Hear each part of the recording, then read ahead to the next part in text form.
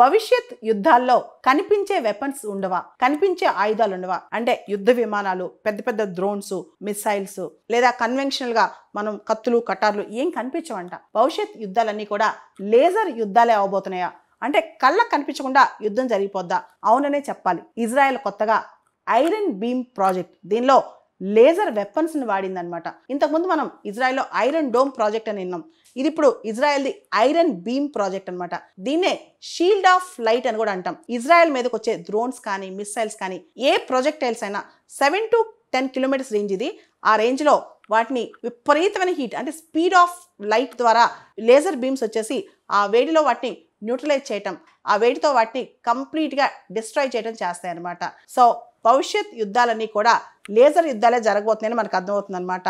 ఇది 100 kilowatt solid state laser అనమాట.